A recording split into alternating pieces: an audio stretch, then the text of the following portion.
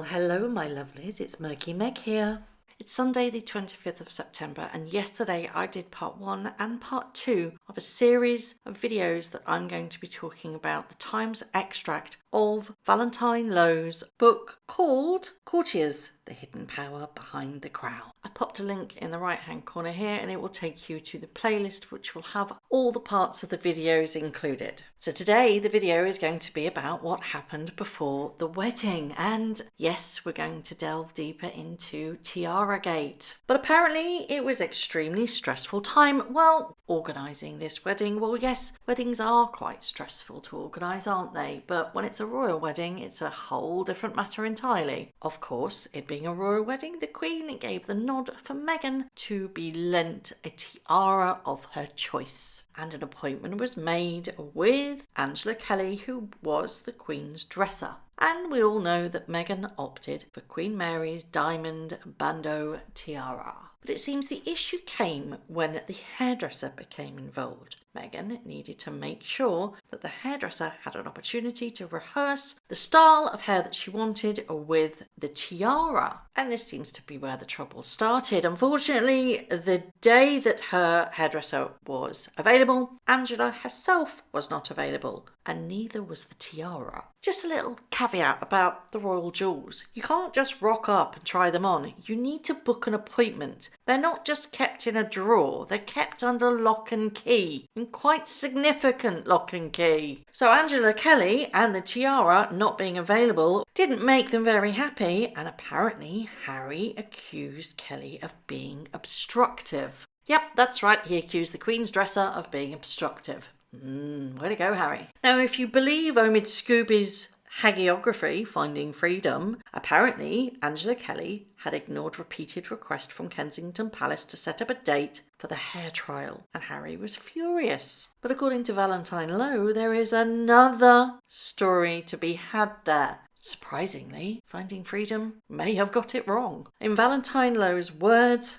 Harry and Meghan were naive at best, entitled at worst, to expect others to jump to their command when they had not even bothered to make an appointment. A source told the Mail on Sunday that Meghan demanded access to the tiara. She didn't make an appointment with Angela but said, "We're at Buckingham Palace, we want the tiara, can we have it now please?" Angela said, "I'm very sorry, that's not how it works. There's protocols in place over these jewels. They're kept under a very tight lock and key. You can't just turn up and demand to have the tiara just because your hairdresser happens to be in town." And this put Harry on the attack. Apparently, he was ringing others to put pressure on to Angela Kelly and to try and bend the rules to try and get access to the tiara. According to Valentine Low, he used some very fruity language. But Low insists whether Harry swore at his grandmother's aides or about her was unclear. However, Angela Kelly reported it straight back to the Queen, and she summoned Harry for a private meeting.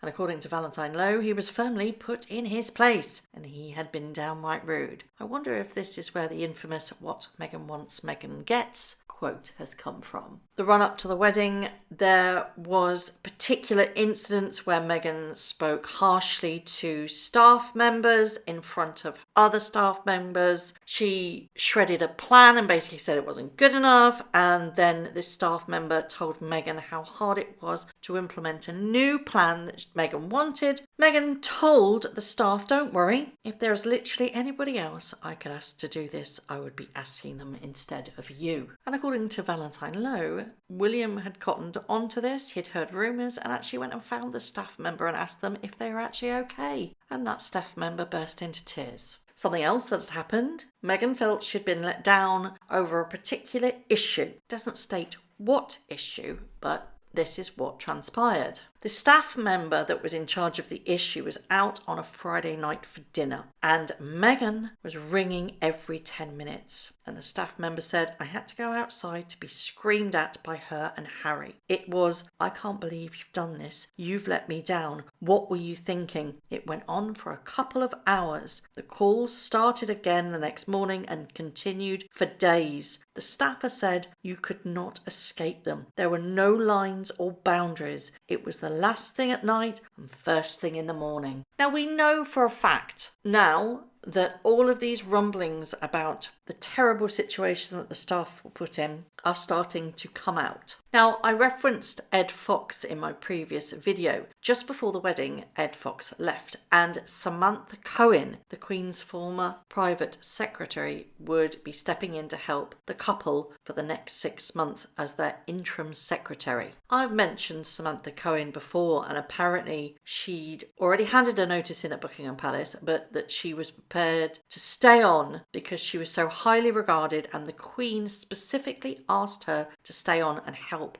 Harry and Meghan. Harry, who already knew Samantha Cohen, was initially very enthusiastic of her coming on board to help him and Meghan settle in to life of being a working royal. Unfortunately for Samantha, she realised pretty soon that making Harry and Meghan happy was a task itself. Now, Cohen joined them when they did their tour of Australia, Fiji, Tonga and New Zealand in 2018. Jason Naff, who also I have referenced before, couldn't join them because he'd broken his collarbone.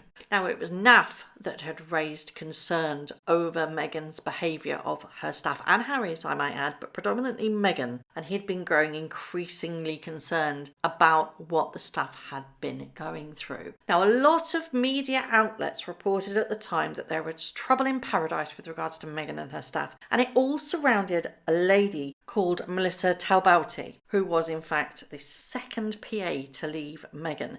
Now, she was the one who used to work for Robbie Williams and his wife Ada Field. At the particular time when she left, there were so many media reports about how Meghan had reduced Melissa to tears. Now, since she'd left, the palace sources have now said that the tensions between Meghan and Melissa were all centred around free gifts. Now, I don't know whether you're aware, but royal protocol is very strict on what you can and can't accept. You cannot accept gifts or freebies from commercial organisations. Now, Melissa became extremely concerned when companies started to send Meghan free gifts. Apparently, deliveries were constantly arriving at Buckingham Palace. Clothes, jewellery, candles. It was absolutely non-stop, a source said. Melissa, who was a particular stickler for the rules, tried to approach this, and it didn't go down well with Meghan. I've spoken on this issue for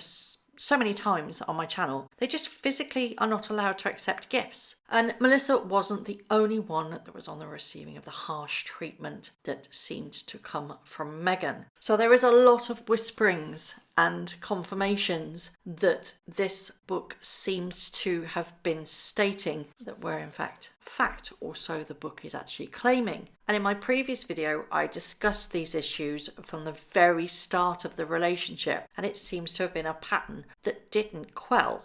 So I would love to know your thoughts on this. Is everything that we suspected about Meghan coming to light? What do you think really happened with Tiara Gate? Do you think there's more to the story to come out? Do you think it will come out? I really hope it does. Now, in part 4, I'm going to be going on and discussing what happened, or what the book is claiming happened, in their Australia tour. So I would love to know your thoughts with regards to Tiara Gate and their behaviours, or her behaviours, towards staff members. I'd love to know your thoughts on this. Thank you very much for watching. If you haven't already, please subscribe to my YouTube channel, hit the notification bell and also that like button. I'd like to take this opportunity to thank all of my followers for all the tips and all the emails, DMs that everybody sends to me. It really is greatly appreciated. So thank you very much for watching once again.